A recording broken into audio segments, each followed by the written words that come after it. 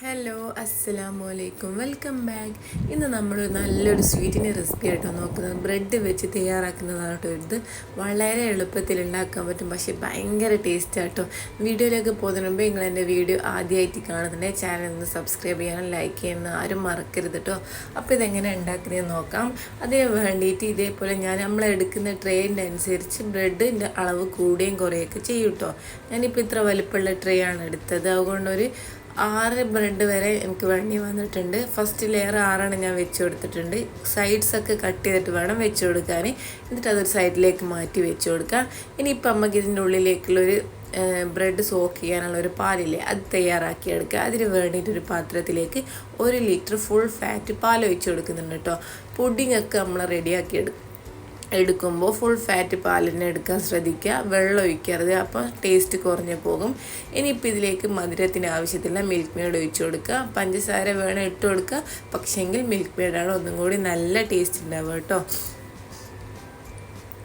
ഇനിയിപ്പോൾ ഇത് നല്ല പോലെ ഒന്ന് മിക്സ് ചെയ്ത് കൊടുക്കുന്നുണ്ട്.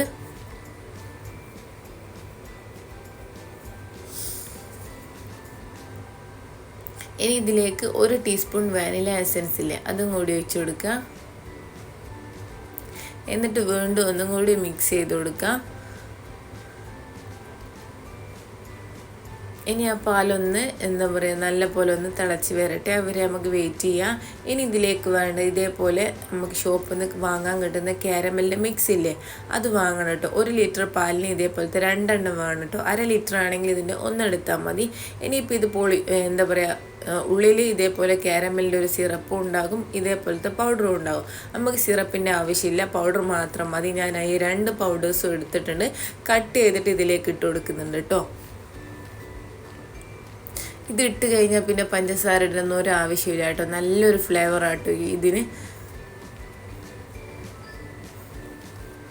അപ്പോൾ ഇതാ 2 പൗഡറും ഞാൻ കട്ട് ചെയ്തിട്ട് ഇട്ട് കൊടുത്തിട്ടുണ്ട്. ഇനി ഇത് മിക്സ് ചെയ്ത് കൊടുക്കാം നമുക്ക്.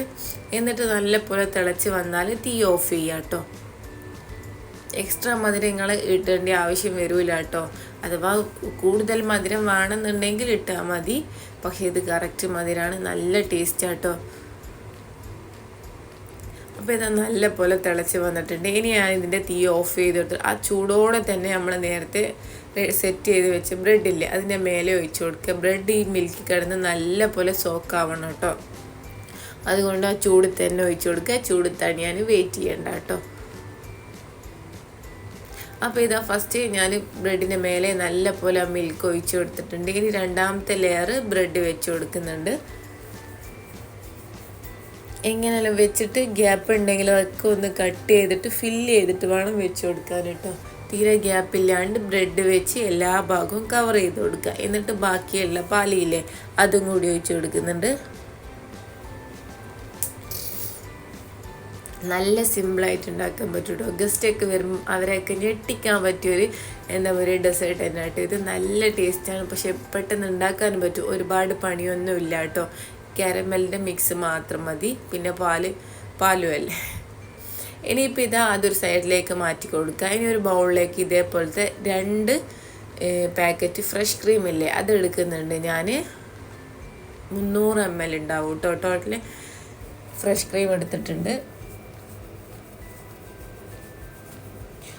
അഥവാ ഫ്രഷ് ക്രീം ഇല്ലെങ്കിൽ നിങ്ങളെ കൈമേൽ വിപ്പിംഗ് ക്രീം ഉണ്ടെങ്കിൽ അതും എടുക്കാം കേട്ടോ. വിപ്പിംഗ് ക്രീമിനെല്ലാം ചില വിപ്പിംഗ് ക്രീമിന് മധുരം ഉണ്ടാകും. അപ്പോൾ ഇത് നല്ല പോലെ ഒന്ന് ഞാൻ മിക്സ് ചെയ്ത് കൊടുത്തിട്ടുണ്ട്. ഇനിയിപ്പോൾ ഇതിലേക്ക് മധുരത്തിന് ആവശ്യത്തിന് മിൽക്ക് മെയ്ഡ് ഒഴിച്ച് കൊടുക്കുന്നുണ്ട്. പഞ്ചസാര തീരെ ഇടരുത് കേട്ടോ. നമ്മൾ എത്രത്തോളം മധുരം ഇടുന്നുണ്ടോ അത്രയും മിൽക്ക് മെയ്ഡ് തന്നെ ഒഴിച്ച് കൊടുക്കാൻ ശ്രദ്ധിക്കുക. പഞ്ചസാര തീരെ വേണ്ട. നല്ല പോലെ ഒന്ന് മിക്സ് ചെയ്ത് കൊടുക്കുന്നുണ്ട് കേട്ടോ. അപ്പോൾ ഇതാ ക്രീം ഇവിടെ ഏകദേശം റെഡി ആയിട്ടുണ്ട്. ഇനിയിപ്പോൾ ഇത് നമുക്ക് ഫ്രിഡ്ജിൽ വെച്ചിട്ട് ഒരു 15 മിനിറ്റ് ഒന്ന് തണുപ്പിച്ചെടുക്കുക. അപ്പോൾ ഇതൊന്നും കൂടി ഒന്ന് സെറ്റായി വരും കേട്ടോ. അപ്പോൾ ഇതാ 15 മിനിറ്റ് ഞാൻ ഫ്രിഡ്ജിൽ വെച്ച് എടുത്തതാണ്. ഇപ്പോൾ ഒന്നും കൂടി അത് കട്ടിയായിട്ടുണ്ട്. എന്നിട്ട് നമ്മൾ നേരത്തെ സെറ്റ് ചെയ്ത് വെച്ച ബ്രെഡില്ലേ, അതിൻ്റെ മേലെ ഈ മിക്സ് ഒഴിച്ച് കൊടുക്കുക. ഈ ക്രീമിൻ്റെ മിക്സ് ഇല്ലേ, അത് ഒഴിച്ച് കൊടുക്കുക. ആ സമയം ബ്രെഡും പാലൊക്കെ നല്ല പോലെ സോക്കായിട്ടാണ് ഉള്ളത്. അതിൻ്റെ മേലെ ഈ ക്രീമിൻ്റെ ലെയറും കൂടി വെച്ച് കൊടുക്കുക കേട്ടോ. എന്നിട്ട് നല്ലപോലെ ലെവൽ ചെയ്ത് കൊടുക്കുക, എല്ലാ ഭാഗത്തും ക്രീമിൻ്റെ മിക്സ് എത്തുന്ന രീതിക്ക്. ഇതിൻ്റെ മേലെ നിങ്ങൾക്ക് എങ്ങനെ വേണമെങ്കിലും ഡെക്കറേറ്റ് ചെയ്തെടുക്കാം. ഞാനിപ്പം കുറച്ച് ബദാം കട്ട് ചെയ്തിട്ട് അതാട്ടോ ഇട്ട് എടുക്കുന്നുണ്ട്. ഇത് ബദാം, പിസ്ത എങ്ങനെ വേണമെങ്കിൽ ചെയ്യാം കേട്ടോ. അതൊക്കെ ഓരോരുത്തർ താല്പര്യം പോലെ നമുക്ക് ചെയ്യാം.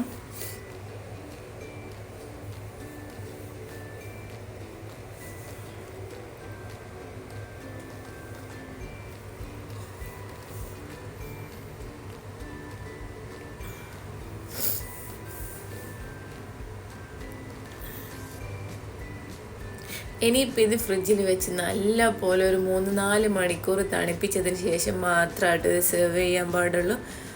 പുഡിങ്ങൊക്കെ നമ്മൾ നല്ല പോലെ തണുത്തതിന് ശേഷം സെർവ് ചെയ്യുമ്പോൾ നല്ല ടേസ്റ്റ് ആയിരിക്കും കേട്ടോ. ഇനി ഞാൻ ഇതൊരു ക്ലിംഗ് റാപ്പ് വെച്ച് കവർ ചെയ്തിട്ടാട്ടോ ഫ്രിഡ്ജിൽ വെച്ചത്. അപ്പോൾ ഇത് നല്ല അടിപൊളിയായിട്ടുള്ള അറേബ്യൻ ബ്രെഡ് പുഡിങ് കേട്ടോ, അതാട്ടോ ഇതിൻ്റെ പേര്. അതിവിടെ റെഡി ആയിട്ടുണ്ട്. നല്ല ടേസ്റ്റാണ്. ഗസ്റ്റിനൊക്കെ ഞെട്ടിക്കാൻ പറ്റിയ പുഡിങ് കേട്ടോ. ട്രൈ ചെയ്ത് നോക്കിയിട്ട് ഫീഡ്ബാക്ക് പറയാം. താങ്ക്